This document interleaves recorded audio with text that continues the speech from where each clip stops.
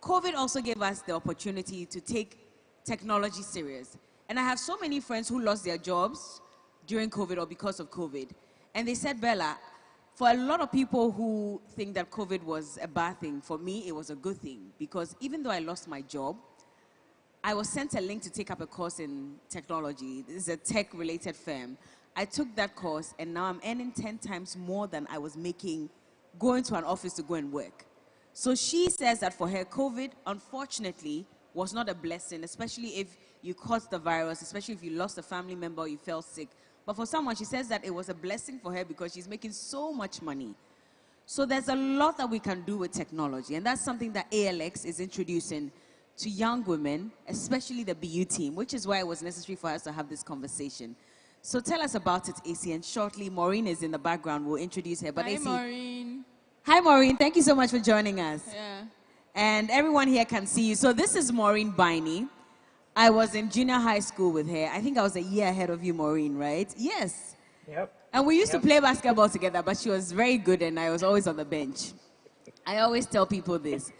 But we lost touch for a long time. And then I realized that she was being celebrated internationally. So I decided to do some research on her and realized that she is a tech babe and she's doing amazingly well in the tech industry. We'll let her speak shortly. But AC, we're talking about the support that ALX Africa has given to young women. Tell us about that. I love the idea that you started with statistics because we really do need to understand that the world is changing. So now, apparently, or not, based on research, by 2030, people between 19 to 25, the majority will be in Africa. Because in Asia now, the population is getting older, but they are not having more children. So now the youth is going to be more centered in Africa. So the projection is, if I want remote workers, I can't go to Asia in the next 10, 20 years. Africa will be the place to come to. And we know that remote work is mainly tech-based. So ALX says, what can we do about this? So in partnership with MasterCard Foundation, we are offering tech training. If you are between the ages of 18 and 34, this is for you. And MasterCard Foundation is paying for you as well. These courses are between $7,000 to $15,000. MasterCard is saying, do you want sponsored placement? Apply for sponsored placement, and you'll be able to take this course. That is what we are doing to bridge the gap. And even for women, so for women, we are offering the software engineering. And I'm happy that Maureen is a software engineer. Makes my heart happy to hear that and see that. Now, we form 2%, Africans form 2% of software engineers worldwide. Now, out of that 2%, how many are women?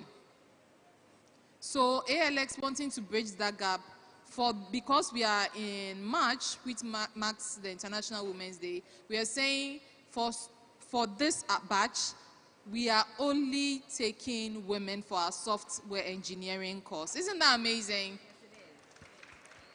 And it's sponsored placement. So if you are between the ages of 18 to 34 and you're originally African, so that means your parents must be African, you qualify for this. I think this is an amazing opportunity. Let's join. We need more Maureen Bineys, right? We do. A lot more of them. And I have just about a few days to 10:35. So does it mean that if I don't qualify now, I can't get to join? And you tell your family member. I should tell my family member. Tell your family member. Okay. Because when one person in the family prospers, we all prosper. Indeed, indeed. Yes. Okay, now let's talk to Maureen. And hello, Maureen. Hi, can you hear me? Yes, we can hear you. And it's so good to have you join us as well. Now, first of all, tell us, how did you even get into the field of STEM? Okay, so the closest I got to technology when I was a child was when my dad got my sisters and I an instructor to teach us MS-DOS. I know I'm revealing my age here, but that's the closest that I got to it. And then my sisters and I also had Mavis Beacon that we used to learn how to code with. And then apart from also playing with gadgets around the house, like opening up the deck and cleaning the hedge and things like that, I decided to go to Ashesi University. I was confused about what I wanted to study. At the time, there were only three majors, so computer science, business administration, and MIS. I decided that I was going to do MIS because it was a hybrid of the two. And while I was doing MIS, I was really interested in the computer side of things. So I thought, oh, this is something that I can do. This is something that I really enjoy doing, partly because I'm bossy and I like to tell people what to do. And I like the fact that I'm able to tell the computer what to do. So I decided to stick with it. And has it been an easy journey for you? Because I can imagine how a lot of people are here saying, but technology and mathematics and engineering, is not my thing exactly. I'm not good at mathematics. How many of you say that? It's challenging in a way, but there are many learnings. I think of things that I'm not very good at as opportunities for me to learn. So it doesn't really faze me. When I do something once and it doesn't work, it even gingers me to do it more. So there are challenges, but there are also people around who are always willing to help you. All you need to do is ask. All you need to do is ask. Yeah. Okay, very key. And Issy, you want to come in at this point? I just wanted to add something about ALX. So I'm sure I mentioned tech, and some of you are thinking, but I didn't do general arts, I didn't do science, or I didn't do elective maths. Yep. It's been a long time since I left SS. So with ALX, you don't need that background. So we understand that.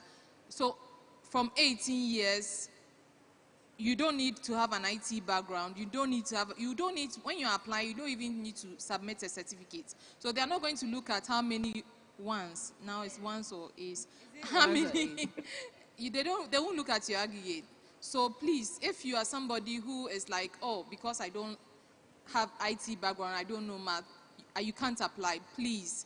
We say ALX, be bold and lead tech. Women need to be what? Bold when it comes to tech. So please, again, apply. So, Maureen, were you very good in mathematics? I didn't like math class when I was in primary school. It was the most boring class for me. I wouldn't even lie. I didn't do science. I did arts too. So like geography, elective math, French, and I can't remember the last one. I wasn't very good at elective math. Core math, I liked it. I just, elective math was really hard. But you just learn to do the exam, right? Well, that's true. But the fact that, I didn't even like mathematics. And now I sit on TV and I have to do economical conversations. I have to talk about mathematics. You have to look at, the budget and understand the numbers. And it's all very confusing. Like when I see it, I'm like, oh my God. Maybe I should have taken it a bit more seriously when I was younger. But Bella, sometimes when I look at you, I see determination. I see, like the other time, I think you mentioned your routine. The time you have to wake up. If somebody had told you that in SS, that Bella, you'll be waking up at that time, you'd say, I can't do it. Exactly. So sometimes I think with determination, it can change you. And it's more of a change in mindset that we need. Because as beautiful as you look, as wonderful, I mean, the way you talk, we all admire you. We don't know the hard work that is behind it. And I think that is the change in mindset that's. And again, ALX, we say do hard things. So exactly. Speaking of the challenges, Maureen, so what are some of the major challenges that you faced in the world of STEM? Well, I feel like it's twofold. So the first set is challenges that we put on ourselves. So things like feeling like you're not good enough, feeling like you can't do hard things, feeling like you failed at something, so you're not going to try it again. And then there's the other one as well. Like that's a big one for me. All the unconscious biases that people have. So as a woman working in a male-dominated industry, there's things like the maternal bias, where people feel like women are nurturing and women are caring, so they're going to give them tasks that are not as hard as the ones that they'll give to men. There's also things like the performance bias, where people can assume that women are not as competent as men in certain fields. There's also the stereotype threat bias that assumes that women might not necessarily be as good at certain tasks that men can do. So it's just things like that. But I feel like a lot of it is what you tell yourself. So don't let what someone thinks about you influence the way you do things. You should be authentic. Do you get bullied? You should believe in yourself. Do you get bullied a lot, especially because you're in a male-dominated field? No, I think I don't know if people are being bullied, but I hope not. I haven't had that experience. Like I haven't been bullied.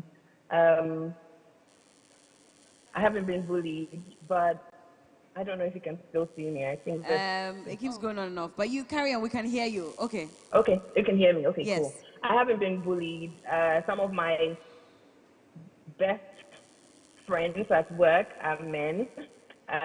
My mentors that I started out with are men. So the allyship is there. There are men that are always ready to help you out. And women as well, we're also helping each other out. So that works. I haven't been bullied. Okay. Well, she hasn't been bullied. And if you have any question, you can just, let me know. And we're doing this conversation together. It's not a question and answer. We're having the conversation together. So if you have any concerns at all, if you want to ask Maureen, you want to ask AC, please go ahead and do so. At least, luckily for a lot of you, you still have time to apply for this course. Yes. But AC, I mean, for you as well, talking about technology and the fact that you do have a bit of background in technology as well, don't you? So right now, technology is so broad. So not like a software engineer like Maureen, but yeah. I am a marketer. You knew me from L'Oreal. Yes. So the reason why I joined ALX was I like the idea of learning more about digital marketing. I think that is an area that we are not learning enough about when we are practicing traditional marketing. So even those of us who are in other areas now have to adapt, because now there are influencers like you, and you have to understand, if I'm doing a marketing campaign with Bella, I think we are doing one right now, I have to be able to track exactly the impact that Bella is making. So when you see Bella on her social media platform, I have to know how many people she reached, how many people spoke to her engagement, and then how many people went to my website because Bella spoke about it. All that is now part of marketing. It wasn't like that before. You just put your billboard or put somebody on TV. Yeah. You're not going to check how many people the person reached and how many people went to my website because of it. That was not done 10 years ago. Yeah. So now that's the future. And so for myself, I would say I'm a woman in tech, because we have to apply the principles of performance marketing, analytics now, data analytics, which before was not there. So did it scare you in the beginning when you had to take up this role? Because you realized that, okay, my job is not what I knew before. Exactly. And sometimes as you get older, you tend to think you can't learn new things. But we have to, it's really about change of mindset. We have to understand that when we are working somewhere, it's not just about pushing the organization's goals, but it also makes us better. So that is my mindset. What if one day I start my own company? All these skills will help me. So was it scary? Very. Very. If I should ask any of you, what exactly does a software engineer do? Would you be able to tell me? Do you know the role of a software engineer? Any of you? Is anybody willing to tell me? Don't worry, there are no wrong answers here. Okay, so please come, sweetheart. Come. Come forward. Let's see. So Maureen will be listening, and we'll see if you got a proper understanding of what she does. Yeah. Okay. I think... Maureen, you're on mute, I think. You have to unmute. I think software engineers create apps or make apps like games and other things, and I think the social media apps, they make them. Maureen, is she right? And please put your hands together for her. That's a part of it. Okay, that's a part of it. It's a part of it. So what really does a software engineer do? So think about let's say you have a client, right, and your client wants you to build something for them. So as a software engineer, you're part of a team that's responsible for designing and developing the software that the person needs. So when I say designing, you have to go through all the features that the thing that you want to build should have. And then once that is done, it's a continuous process. You don't say that, okay, they want something that, maybe a light bulb. They want something that can switch on a light bulb. So you do that, but it's iterative. You don't necessarily have to have it like bang on at the first time. There's something that we call the MVP. So you start building it bit by bit and building on top of that so you have the software for that guy you want. I see. It looks like an interesting one, but it sounds difficult. Is it just me? Does it sound difficult? It does? Maureen, they're all saying yes, it does sound difficult. How are you able to make it can easy be for difficult, yourself? but you can do hard things. Like Adeline said, you can do hard things. Of course, you can do hard things. And what other job opportunities, Adele, maybe I'll come to you, are available for anyone who wants to go into technology, science, engineering, mathematics? So there are so many, and as you mentioned rightly, like most jobs have a tech aspect. I mean, now when you're going somewhere and you're lost, what do? Yeah. Google Maps, Google right? Map, yes. It's all AI, everything. That's why she says she's afraid of the robots, because so much is AI.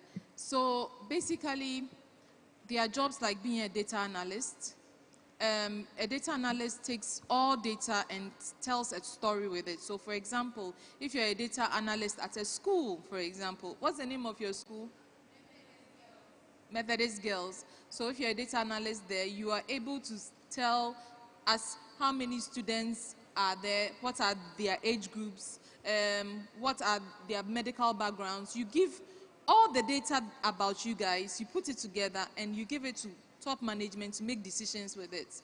So they realize that, okay, at the end of SS1, how are the results like? SS2, SS3, what can we do to improve their results? So you use data to tell stories so that top management can make decisions. Can be a data analyst, can be a data scientist. So there are so many jobs available if you do tech. So many, because of where we are going. And the thing is, for me, the most attractive is getting a remote job, because how much is the dollar? The dollar is times what? So if you get a remote job and you're even paid $2,000, $2,000 times what now? It's times what? Yes, so I know people who are doing remote jobs in Ghana who are earning as much as $9,000 a month. What is $9,000 times what? Times 12, right? That's 108 a month. All of a sudden, people's eyes are shining. That's a lot, eh? That's a whole lot.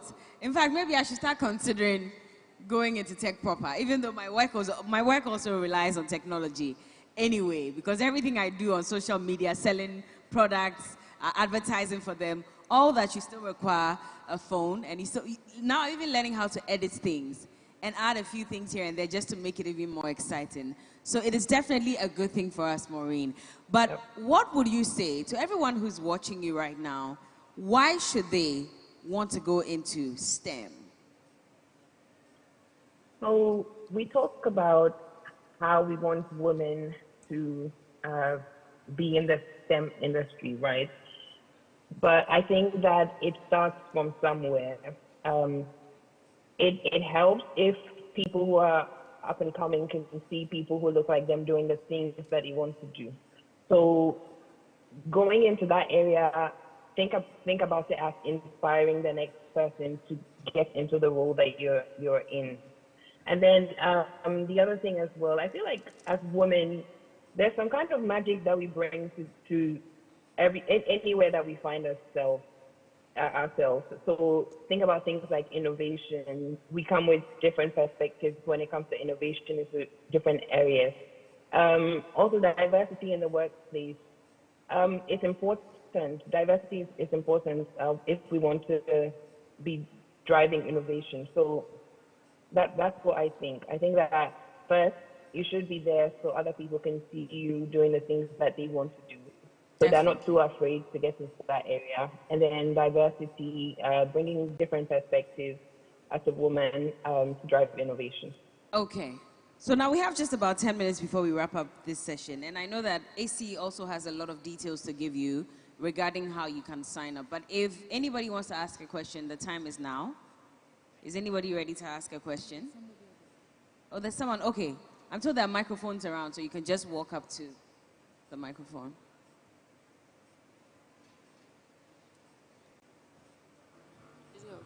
It's on. We can hear you. So I have two questions. The first question is, do you have to register before getting a financial support from MasterCard? That's ALX. And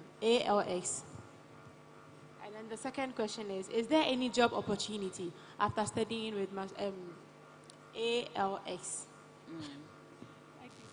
ALX. Yeah. Okay. So you have to, we go through, there's an application process that you have to go through. And so as you are applying, you are asked whether you want the paid or the sponsored. So you just click on sponsored. So there's an application form.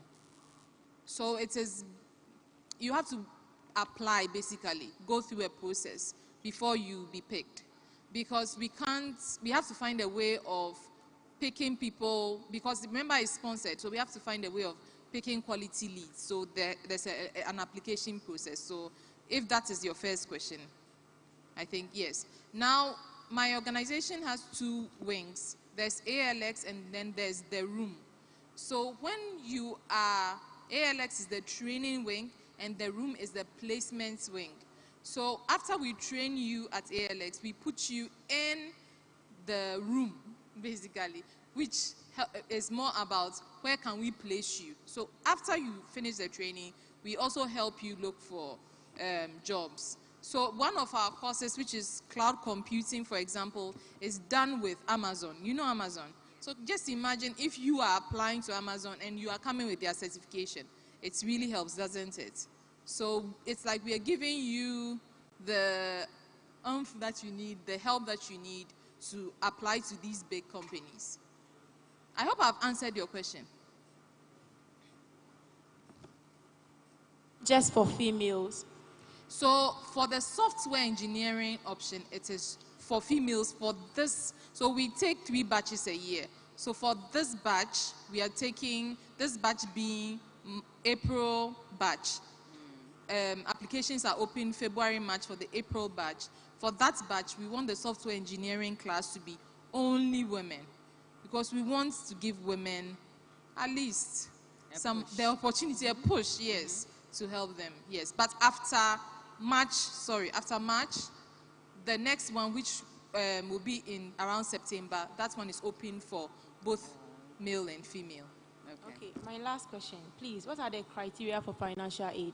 If it's possible, you can tell me some few things before I even try registering. It's possible. They won't ask you to write an essay on where you are from, or you just click on sponsored placement. That's your option. That's all. So it's mainly sponsored placements, actually. Okay, thank you very much. You're very welcome, and I hope that you are the next Maureen Baini. I hope so too. I hope so too. Anybody else with a question or a contribution? Do you want to ask Maureen something? Or should Maureen ask you a question? Which is which? Anyone? Okay. Well, Maureen, I hear you have a message for someone. Oh, I was looking at, there was a girl called Jifa who asked the question when the other panel with Regina was speaking. Yeah. And I wanted to connect with her because she said some things that I thought I could help with. Oh, good. Okay, Jifa, the lady who said she started her own mini conference in school, and she's hoping that a lot more women can support. So she's here, she can hear you. Yeah. So, yeah, maybe Bella, you can share my contact with her, and then she can get in touch. Ah, okay. Oh, That's really nice. Thank you. How do you feel about this? And maybe you can speak into the microphone. Well, you're here already, right? Or should she go there? I can see her. Okay. Jifa, so now do you have any question for Maureen?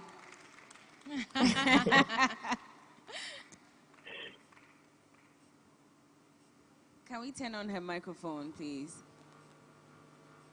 Okay. Oops. I'd like to say a very big thank you to you, first of all. And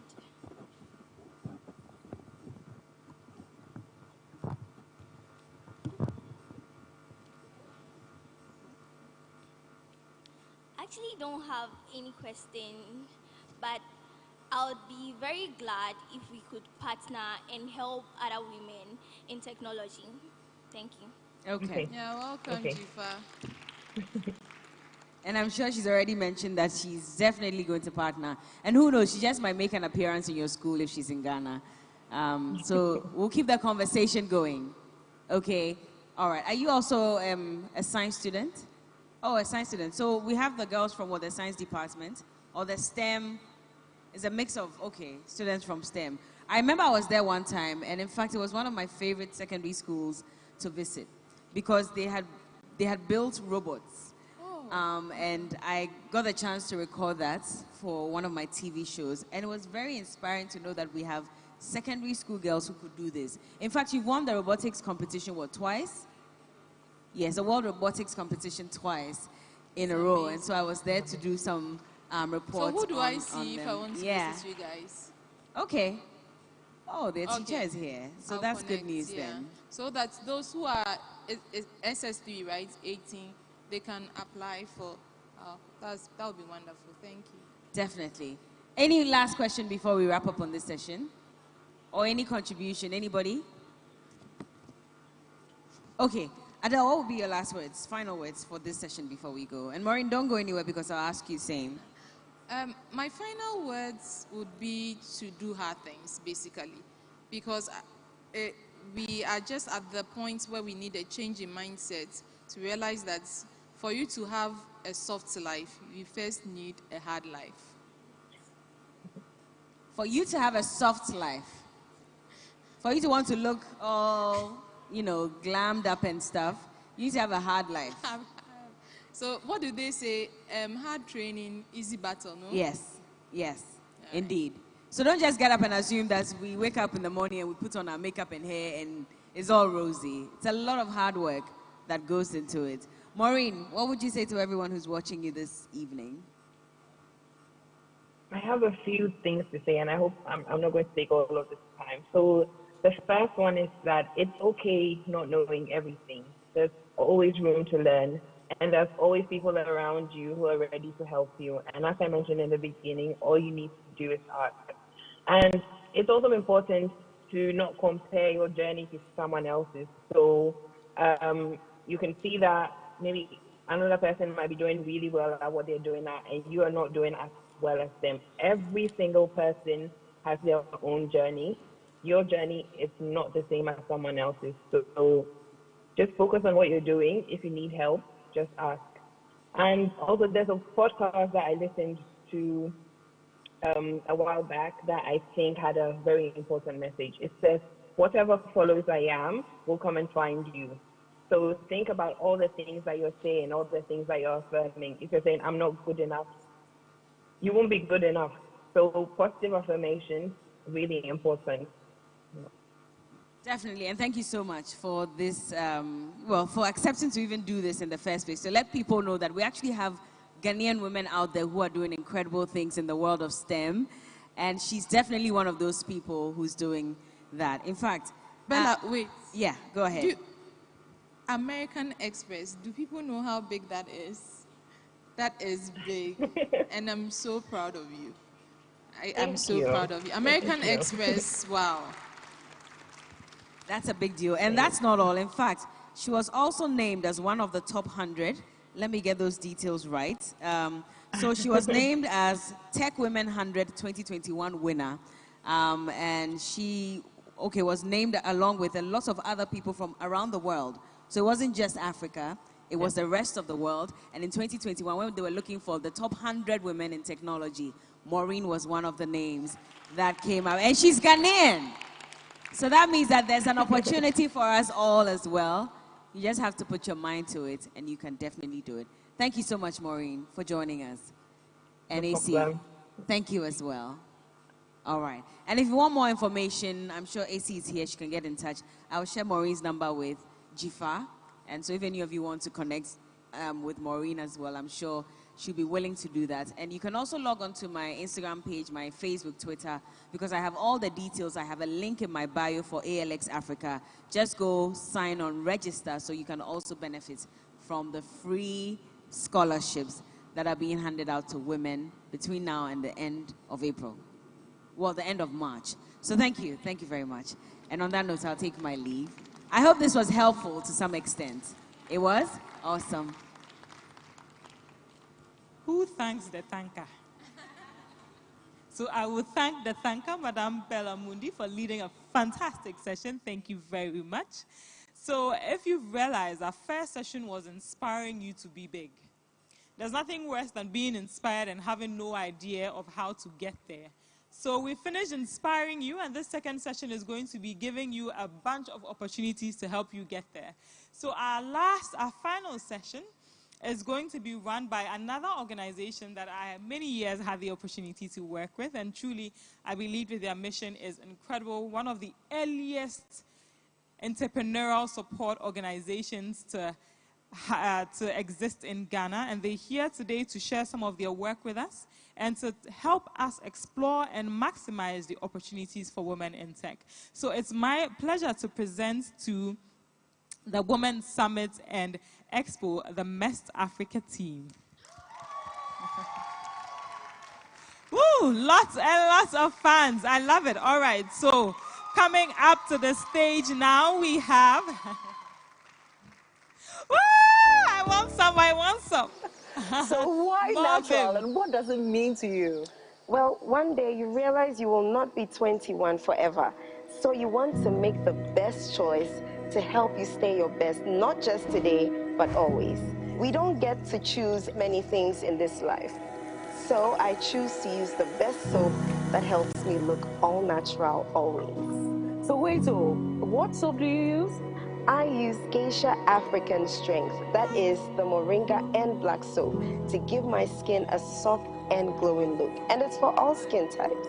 Wow, that's beautiful. Absolutely beautiful. So wait, you're saying that the natural girl is not just a song? No, it's not just a song.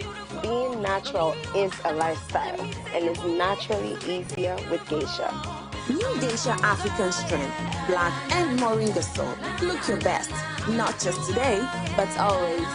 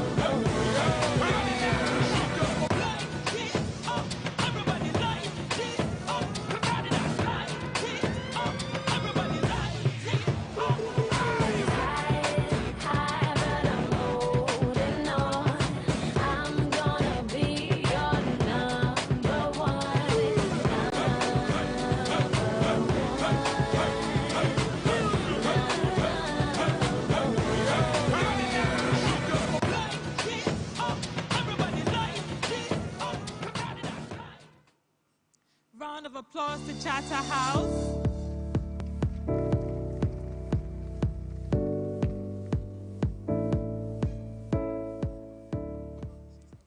All right, so the Mest fans are many, so we can't keep them waiting. Welcome to the stage, Madame Jessie Reynolds, the fantastic Melissa Nsia, Emily Fiadbe Mecca Wood, and Owuswa Echampong.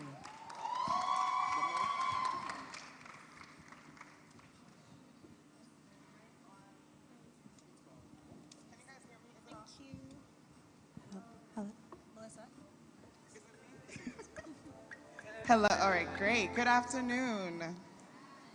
Oh, I need a better response than that. Good afternoon. Happy International Women's Day. So I don't know if it's just me. I've been so excited about this day. Like, at the end of February, I just kept telling everybody, hi, Abana. I kept telling everybody, oh my goodness, it's International Women's Month. It's here, it's here. And, you know, today I woke up and just thinking about all the reasons why this day is important, right? And it's not about a day, it's not about a month. It's really about a movement, right? A support system of women and men supporting advocacy of women, equity, and equality.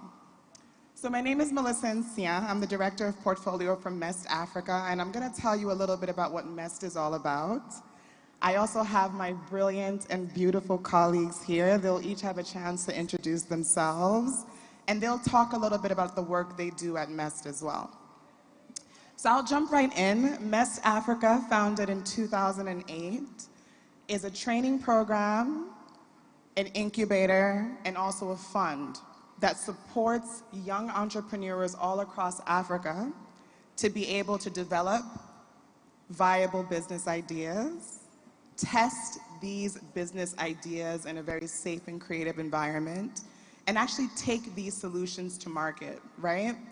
And in addition, we offer a plethora of other programs that my colleagues will speak about a little bit. We're here today really just to share with you a couple of different opportunities that do exist for women in tech, right? And I think earlier on this afternoon, we heard one lady say, well, you know, the opportunities are so few, and we all looked at each other like, what? Like, I get calls on a daily basis of people looking for women in tech, looking for women engineers, looking for women designers to bring onto their team. So we just want to show you a couple of different ways if you're interested in tech, or if you're already running a tech business or a tech-enabled business, if you're interested in scaling that idea, how can you do that? My slides are not coming, of course, and I actually was very prepared for that, but that's cool. So I'll talk a little bit about the portfolio, which is, you know, what I mainly do at MEST. We invest not only in terms of tuition, but we invest money in businesses to be able to, you know, test out their ideas and scale it. We also provide coaching, mentoring, and a plethora of support because we understand that the business journey is not only about the idea, it's not only about the money, but it's really about people who will walk that long journey with you. And at MEST, we're committed to doing that. Talking a little bit about our impact, we have currently trained thousands of engineers all across Africa. We've invested millions of dollars in companies across Africa, and our programs are currently touching tens of thousands of people all across the continent. To talk a little bit about impact and to focus more especially on gender and equity, I'm going to actually pass the mic on to my colleague, and she'll tell us a little bit more about what she does at MEST as well. Thank you, Melissa. Hi, everyone. I hope you can hear me as well. So my name is Mika Wood, and I work on the research and impact team. And today my topic would be a bit brief but insightful. I am going to be throwing the light on what happens with the women who have actually participated in our programs and why gender equity is very important at MEST. So just to start, I will briefly talk about the programs that we are currently running, just to follow on from what Melissa said.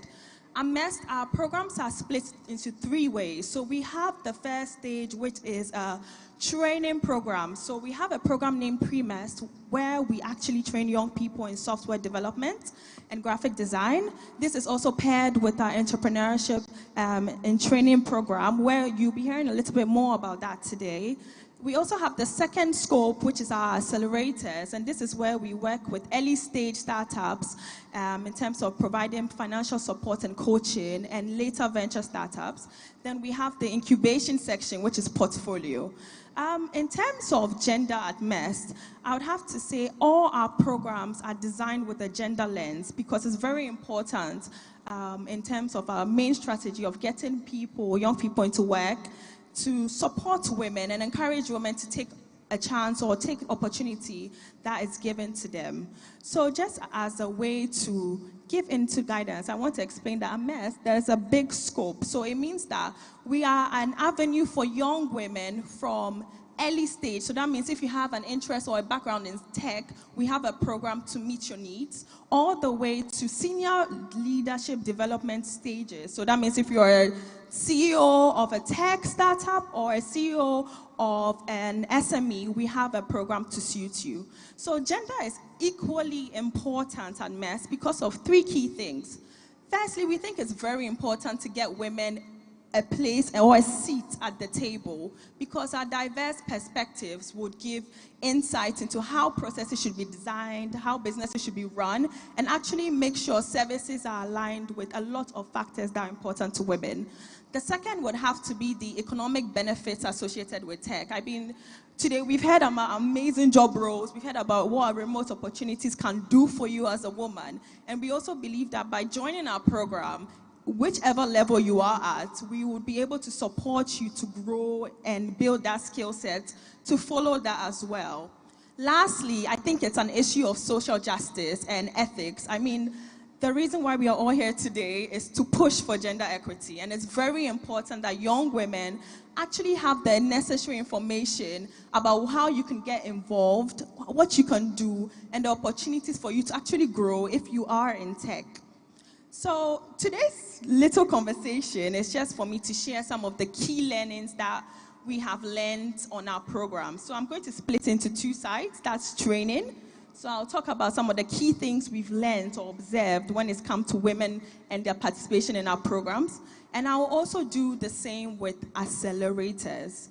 So excuse me if I'm talking a little bit at you guys, but I think there's so much we could learn from what I'm about to say in the next few minutes. So for training, I would say one of the key things that has helped MES to be successful in gaining sort of a big percentage of female participation is our partnerships. As you're aware, I think today we've heard from Regina Hornu from Soroka Academy. There's a growing scope of female-only hubs, which we believe through participation with them, we're able to get access to young ladies. This is because through our learnings and our research in this field, we've noticed that when women are in engaging environments, they are able to build the confidence they need to actually take the steps, which is learning a skill they didn't think they were able to achieve, or which is also building startups or actually working on businesses that they'd never dreamed of. So that's one of our top skills. Additionally, we noticed that when it came to our training programs, although we offer software development and digital marketing, quite a few women were skewed towards digital marketing. And there was a very interesting factor behind this. It was because quite a few young women actually have multiple businesses they are running. So this means that women are looking for opportunities to scale up in things they're passionate about. That means when they come to MEST, participate in any of our programs, they use these skills to actually build up on what they are currently doing outside of tech. And I think it's such a wonderful insight because we are here to learn that tech is more than one thing. Tech is something we believe can be applied to different industries and different passions, and you can literally make an impact wherever you go. I'm going to move a little to the accelerator bit as well.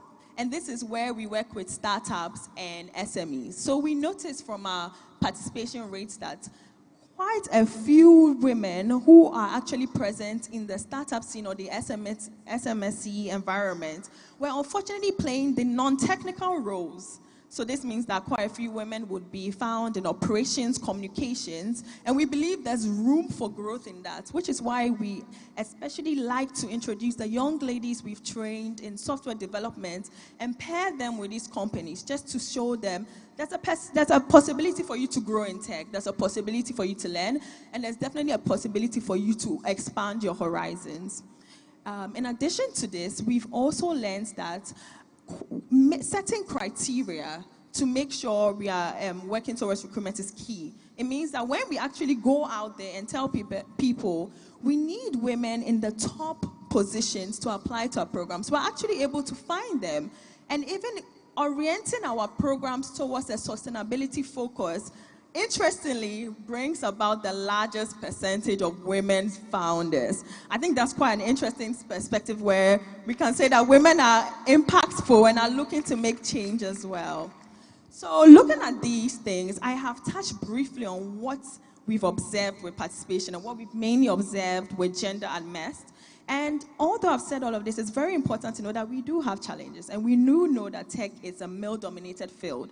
But through using women-centered design, I think we all know that MEST is open to both genders, but trying to communicate that there is a place for a woman on our program is making the change we need. So by altering our recruitment messaging, for example, by using imagery, using women you know, using speaks, conversations, events like this to preach the message to women to say there's a place for you in tech, is one way we've altered our programs to ensure gender equity. And we've noticed growth over time.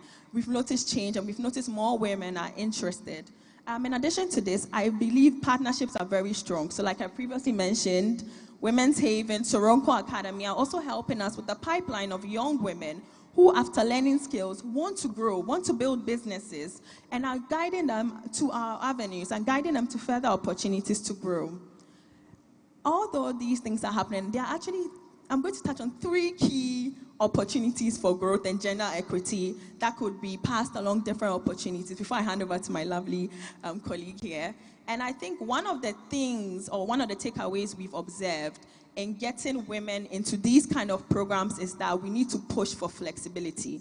So we've observed that obviously women go through different stages across life. So we have a young woman who has joined MEST, or a young woman who's graduated from university. She needs a different kind of support, mainly coaching, mentoring, or encouragement to pick up skills. So by altering programs to cover that stage, altering programs to now cover the middle stage, which is where a woman might now be playing multiple roles, multiple dimensional roles, which is a mother, a business owner, altering programs to suit them by having sort of childcare provision or sort of network to support them whilst they are balancing work life is key to making sure we are keeping women in our programs and completing it and finishing with the outcomes. Another key thing we observed, and I'm so happy to see a lot of young women here as well, is that we need to start pushing for early engagement in tech and STEM.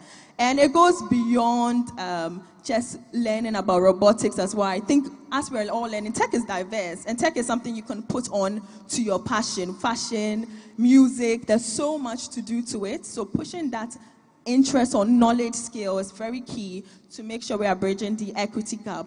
And the last point I'd like to cover is the need for peer-to-peer women investment. We need women coming together collectively to support our own businesses as well.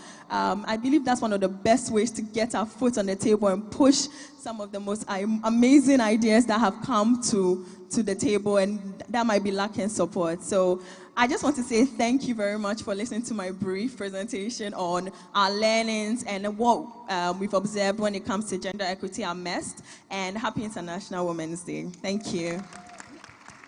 Perfect. Thank you so much, Mika.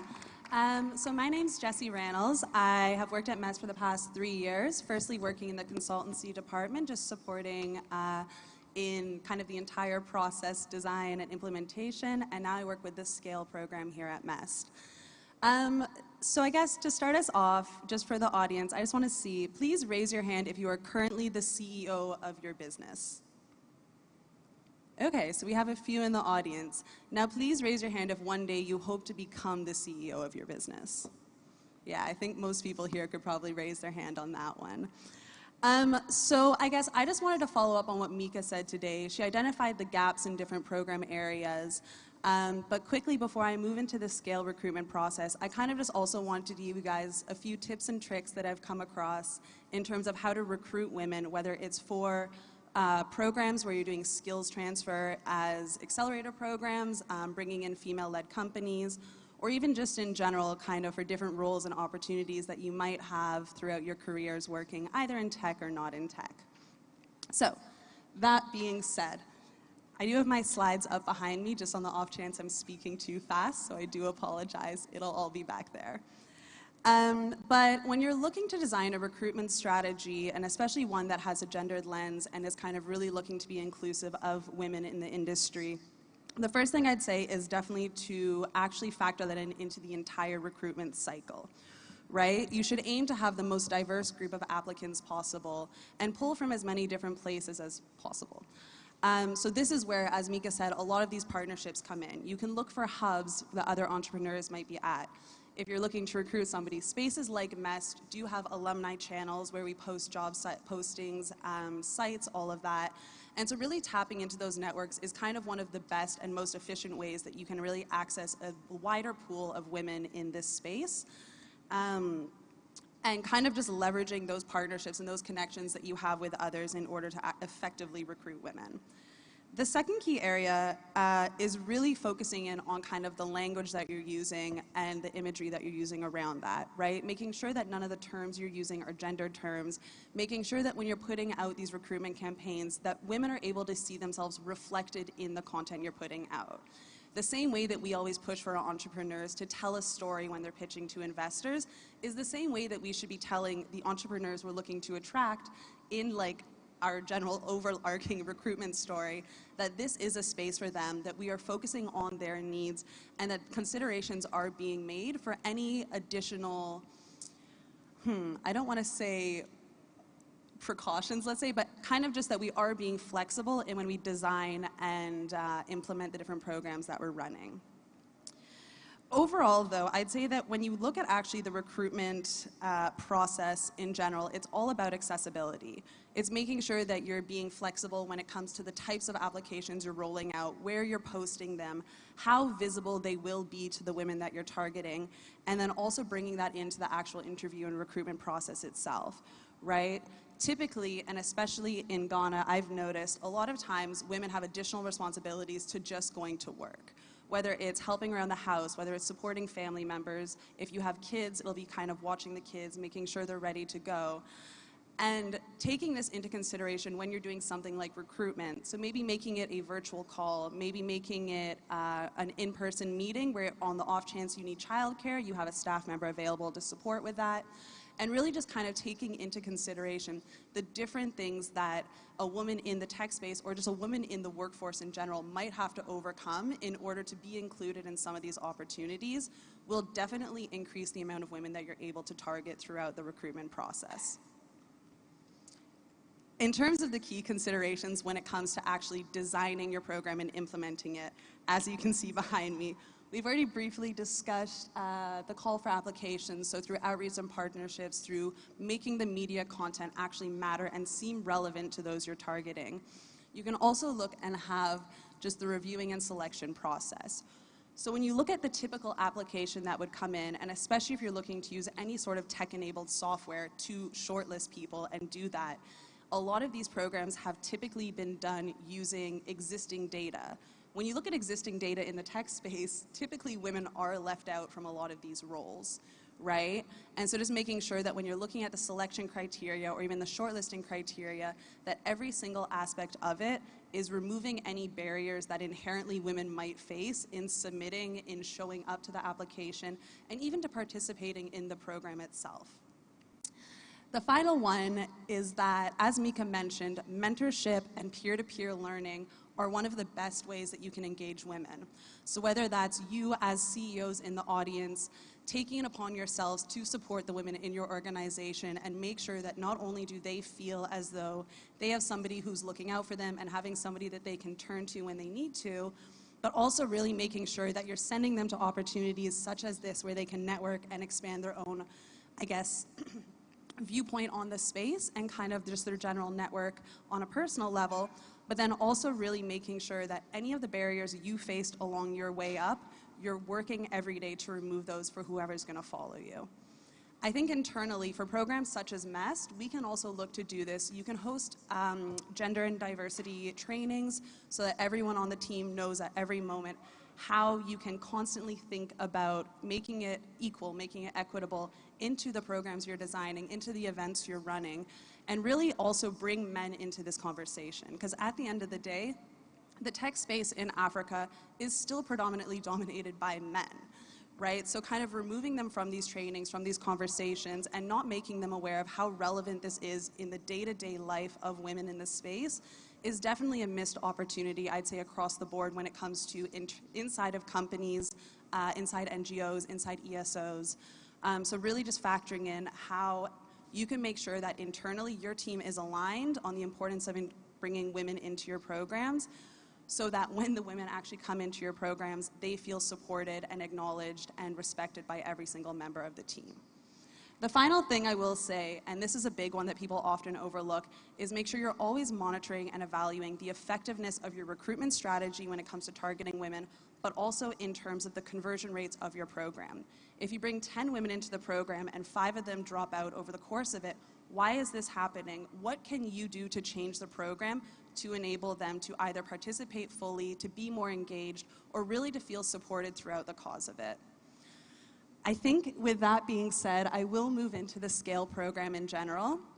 I know that for those CEOs of you in the audience, or for those people who work in the tech space already, this program's a really amazing opportunity for you to bring your business to the next level. And I'd say even for those of you in the audience who aren't at the point in your career right now where you are leading your company, there are still a lot of valuable resources that kind of this program does have. We are currently running a webinar series in partnership with Deloitte Ghana to just do skills sharing and kind of knowledge transfer on various aspects of how to run your business. And I think that the links for these can be found on MES's social media platforms. So if any of you in the audience are interested, please feel free to check it out. But that being said, the MES Scale program is a bespoke venture acceleration program that targets Ghanaian SMEs looking to scale their businesses, whether that's into new markets, diversify their product offerings to various customers, or really just kind of ensure that all of their operational and business processes and procedures are ready to go, so when they do reach that next step, they're able to effectively implement their scale strategy. We are currently in the process of recruiting for our 3rd cohort. And so when you look behind me, you'll be able to see kind of the general criteria that we're looking for. So we're going to be looking at your sales and traction, as well as the leadership dynamic, the team structure, and all of these things, because these will really factor into how effectively you can scale your business. I always say that the most important thing you can consider when you're actually building a business is how you're building your team and how you're using the opportunities in your team, I guess, or the gaps in skills in your team to really overcome some of the hurdles that you might face, right? As somebody who comes from a non-tech background and is now working in tech, I can tell you that I probably cannot do most of the things that the people in this audience can. Realistically, I can't make robots like you guys did in class. I cannot code like a lot of you know how to do. But that being said, there are other things that people bring to the table. And so when you're building out your teams, especially for those of you who are currently forming companies, really factor in where the gaps are, because those are kind of the places that you're going to have the biggest struggle with when it comes time to scale. So the MES Scale program actually brings in external experts in order to help founders overcome these gaps. Whether it's doing HR audits, doing investor audits, bringing in strategists who can help you figure out where your tech needs to be in order to get to that next step. We'll bring people in to really support you in building out those areas. Either they'll just do an audit and hand it over, or they'll work with you to get to that point. And then after that, we support you, obviously, as you implement the strategy. Yeah, so when it comes to kind of all of the general criteria, you can see it behind me. It's also on our website. Something we do push for in the SCALE program is obviously gender equality. We're looking to have 50% female participation in our program. Unfortunately, just due to the nature of the companies we work with, whether it's more traditional businesses or later stage tech businesses, just because of kind of the history of gaps in the ecosystem, it is something that's very hard to overcome. So on our level, we've opened it up to women in leadership positions, just to make sure that we can still attract people who might not be a female founder, but who are right up there helping to make the decisions and really helping to get the work done on their team. In terms of the actual program itself, we do have, I believe on the next, yeah, so we have tailored advisory support. We bring in consultants to do various audits and whatnot, and then obviously technology and investment readiness are a huge component of it. There are also various other events such as leadership retreats, value chain huddles, investor readiness workshops that we participate in, but that can all be learned on the website. I think before I wrap up, I'm just going to quickly, I guess, toss some of my key learnings your way. Because I think that there's a lot that women can do in this space that either isn't being done or isn't really being capitalized on as much as possible. In this room itself, we have tons of business leaders, whether you're 24 years old and just have a really deep passion for tech, all the way up to people who have been in this space forever. Regardless of the stage of your life is at, you can still offer some kind of support and some kind of mentorship to somebody else. So for the MEST EITs, let's say, whose average age range is 25 to 32, roughly, there are people in this room even who I'm sure would love to be mentored by you, would love some guidance, would love for you to even answer questions on what your experience has been like in the tech space so far and how they can, I guess, navigate it as they enter into it. For those of you who've been in the business space for a while, you can look to the next, I guess, group who would be the youth female entrepreneurs or aspiring entrepreneurs, and how can you best support them?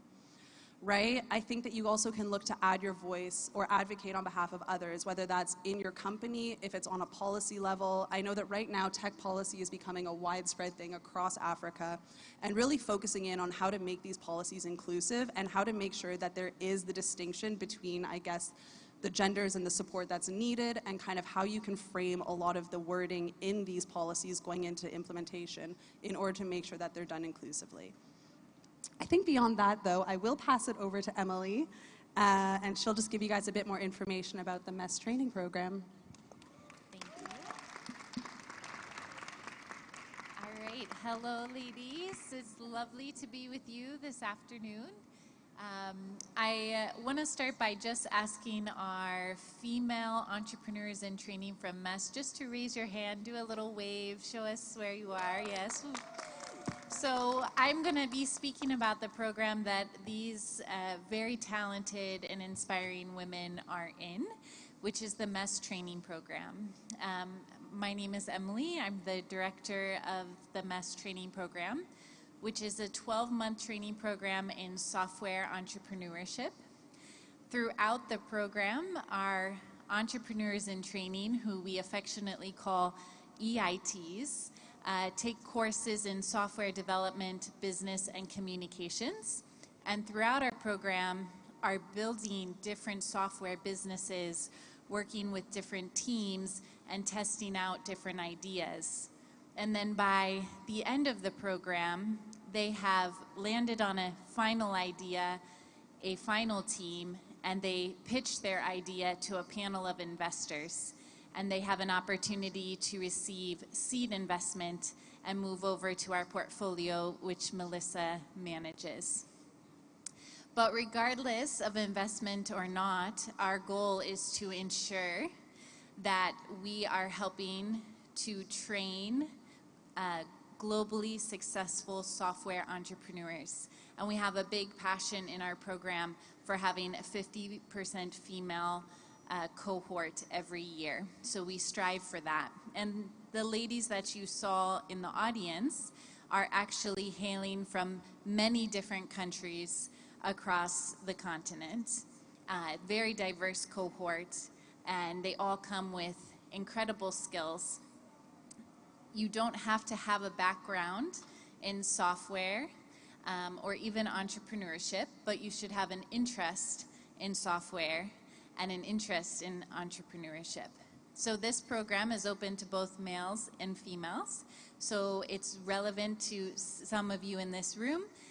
We also encourage you to tell your family and friends and those that you think might be a great fit for the program.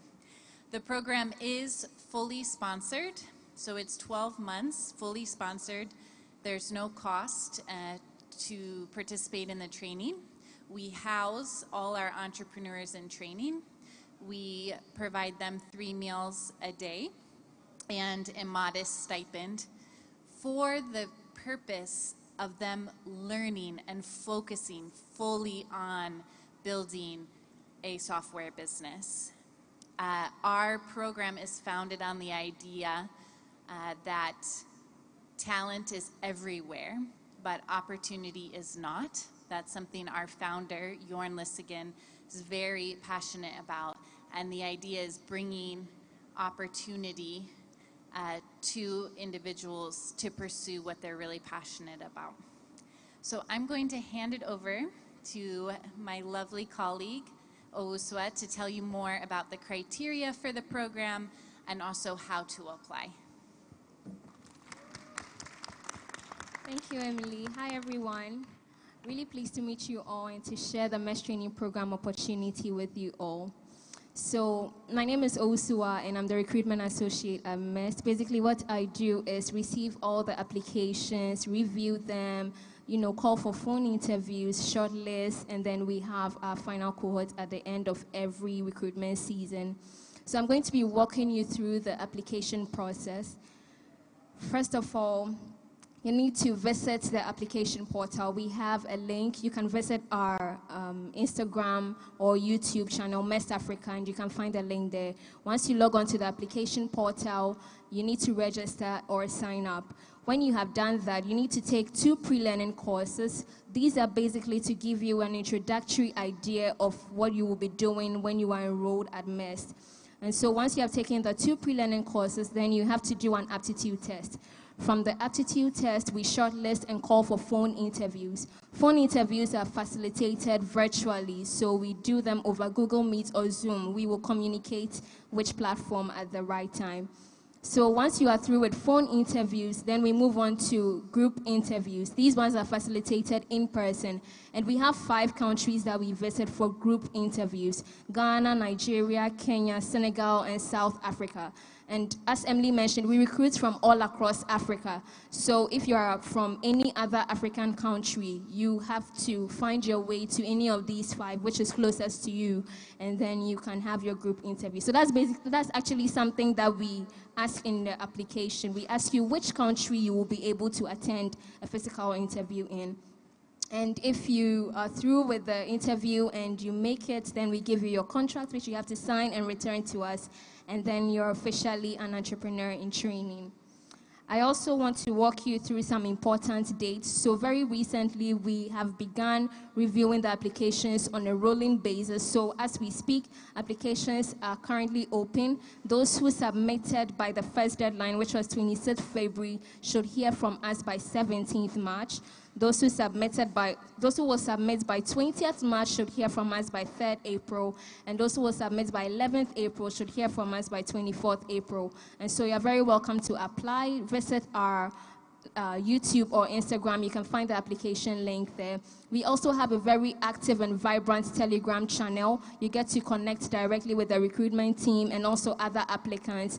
And so gives you a sense of community even before you enroll at MEST. So log on to Telegram right now and look for MEST Africa. You can join. You can ask all your questions over there. If you want to also reach out to us via mail, our email address is recruitment@meltwater.org. I'll take it again, recruitment@meltwater.org. You can send an email to us and we will be very pleased to support you. Yes, I don't know if we talked fully about the applicant criteria, so I'll just brush over it quickly. Yes, so you need to have, for the education aspects, you need to have a degree from a top university or equivalent experience.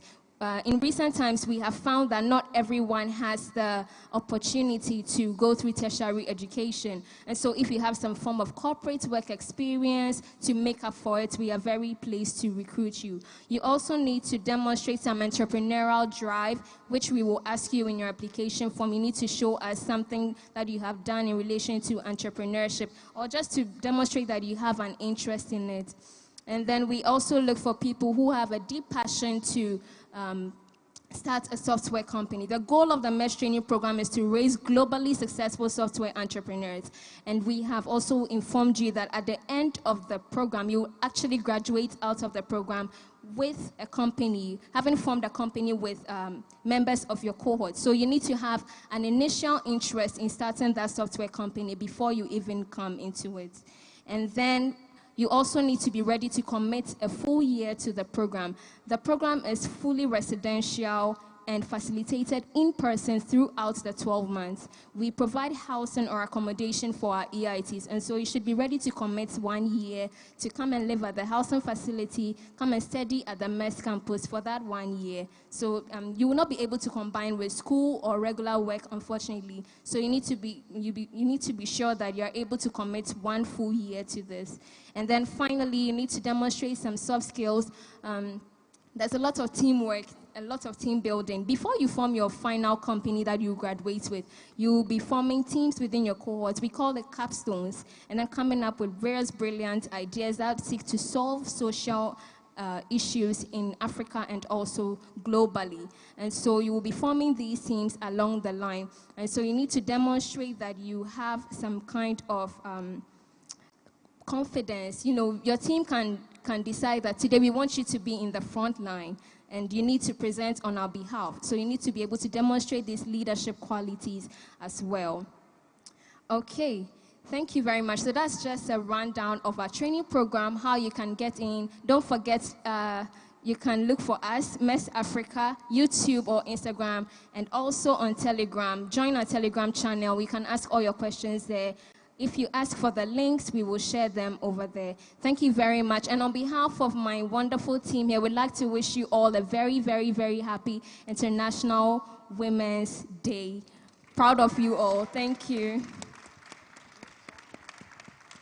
Thanks so much. So I think we have time for just 1 or 2 quick questions about the programs or anything else you have on your mind. Do we have any questions?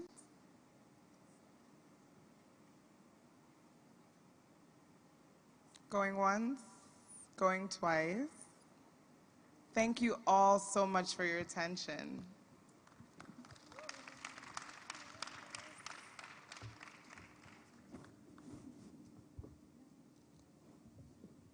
Thank you very much. And it's really exciting to see so many masters in the room. Thank you very much.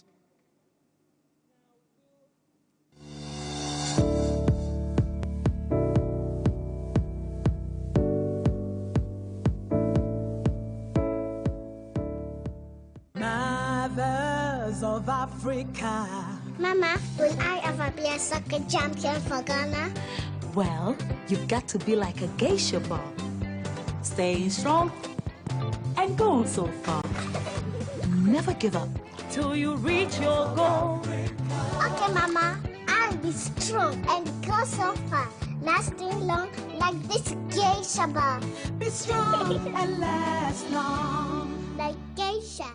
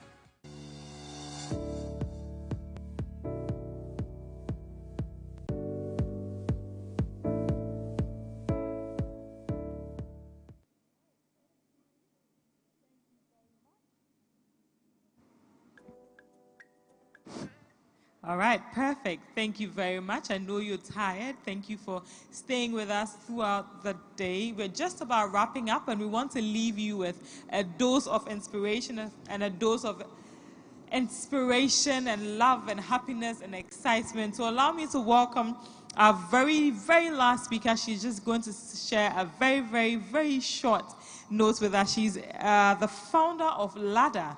And Ladder is a wealth management platform that is based and founded by a Ghanaian. Please, round of applause as we welcome Madame Mame Kwam. Hi, Mame. Hello. We have a lot of young ladies who are looking to be founders in the audience. So we thought, how best to leave them with some hope and some courage than to wrap the fifth National Women's Summit and Expo with some inspiration. So just very quickly, why don't you tell us, how did Ladder get started?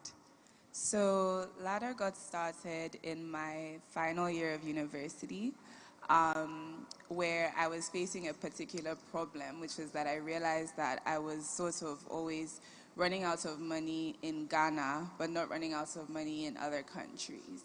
And the sort of reason behind that was because I just had less data and I had less support to manage my money in Ghana via the banking apps and services that I was using. And so I really just started doing a lot of research on how to solve this problem. And I think a big thing that also kick-started my journey was seeing other female founders. I didn't really see them in Ghana, but I saw them in other countries like Nigeria and Kenya, who had built sort of solutions to try and tackle the wealth management problem in those gaps. And so I thought, like, they're doing it and I could do it too. And you can do it too, and you did it indeed. So what has the journey been like? What has the most difficult time of this entire journey been? I think the most difficult time was just sort of trying to raise money to support this. Product development can quickly become very expensive if you are not a technical person yourself. So I am a product manager by profession, but I'm not a software developer. And so it was really difficult just getting people to believe that this is something that could be done and could be done by me, because as I said, I was starting fresh out of college, no experience, but I just had a very strong feeling about what I was meant to do. The interesting thing though is that kickstarting, the best part of the journey so far was that when I first started, it just took one woman who believed in me. And she was a principal at an investment company called Chrysalis Capital. And she just believed. I didn't have a prototype, I didn't have any sort of pitch deck, but I spoke to her on a call after hearing her speak in a clubhouse room, and she just believed, and she said, here's this check, go and build. And that one yes has opened so many doors for us even till today. Wow, fantastic.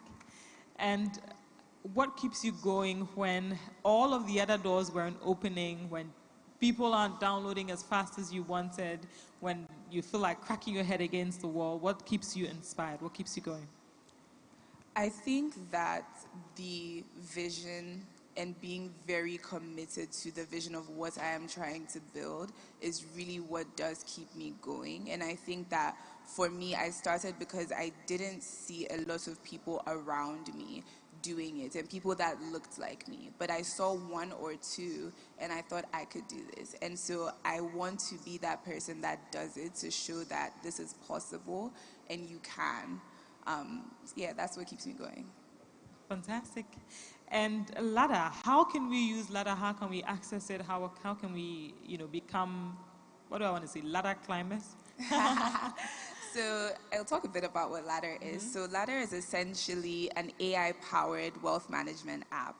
So the whole point of Ladder is to supplant your financial literacy by using artificial intelligence to build and execute a financial routine for you.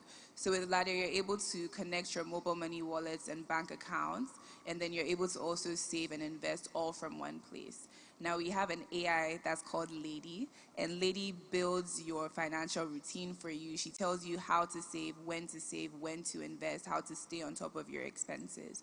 So you can go to myladder.africa, as in yourladder.africa, and you can download the app from there and sign up to be one of our beta testers. So that's myladder.africa. Yes. Myladder.africa. Not .com, because I know that's the common one, but it's .africa, just take note. And this is, you are beta testing now.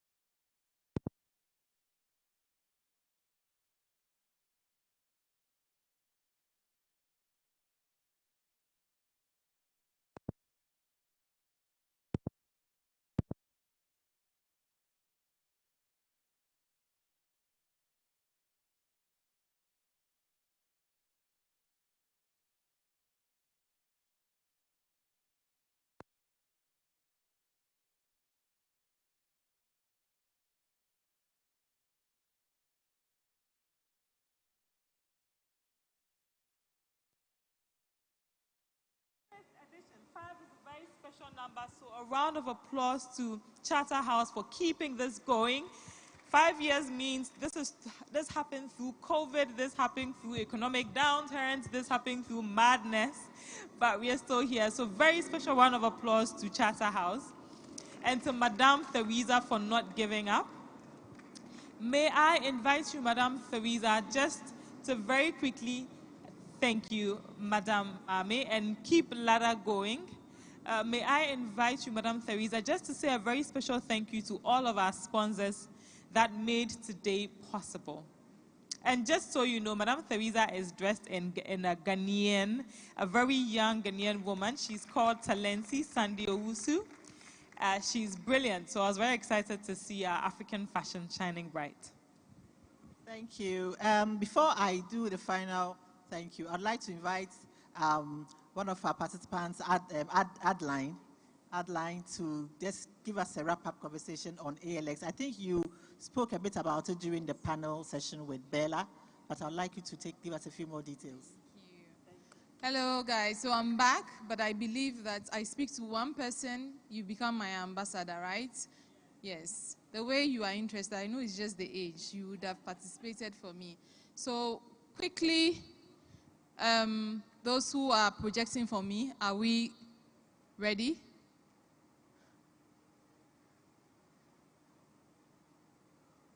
All right. So, but how's the mood so far? How's the mood? Who's feeling tired?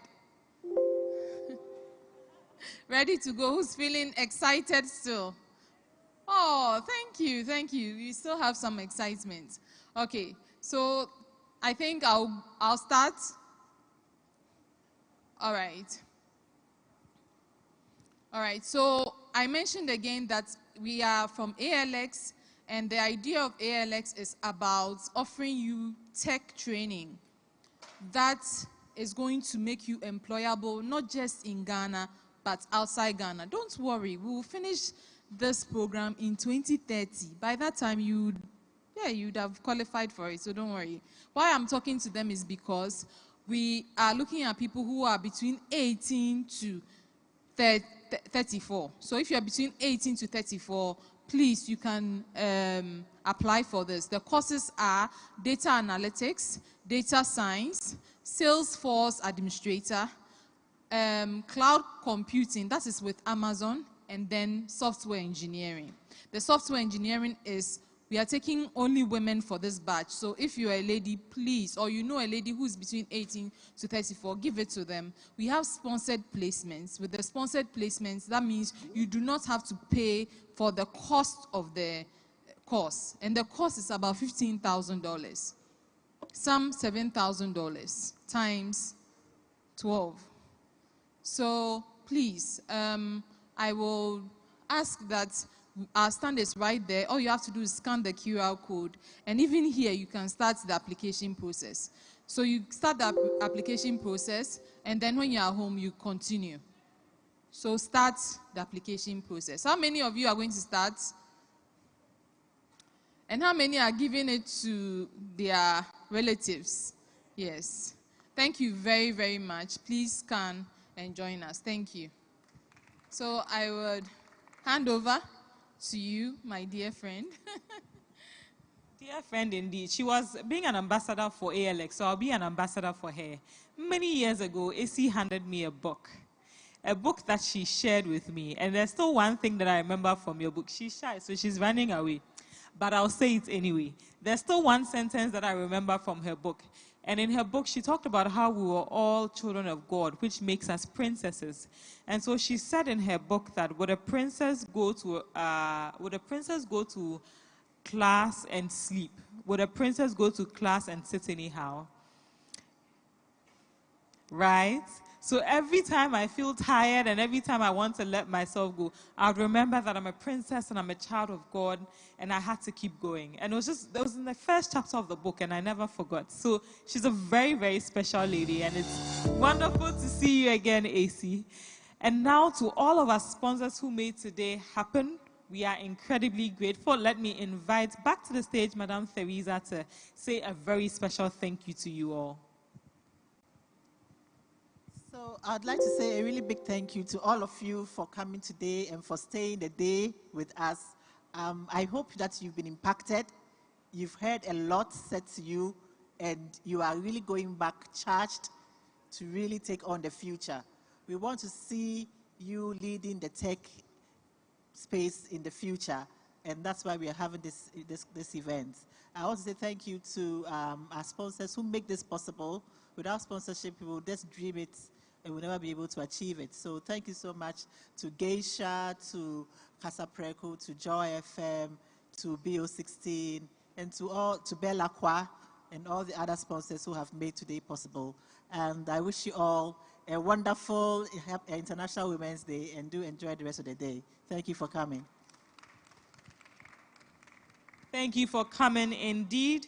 Now it's time to chill, say hi to someone, make a new friend. Our happy hour for today is being sponsored by Casa Preco, and they're going to be sharing some cocktails. So before you go grab a drink, please smile at someone, say hello. There are a lot of amazing people here, people I haven't seen in many years, and I just want to catch up with them. So please, we also have our stands in the back. MGL is here, Oil of Nature, ALX. The ALX stand is also in the back if you want to sign up for one of their programs. Gandor has a stand as well, and there's one in the corner. I'm sorry, I'm not wearing my glasses, so I can't see. But there's a lot of exciting things for us to get before we go home. So thank you very much for joining us, and have a wonderful evening. My name has been Emilia, and it's been wonderful.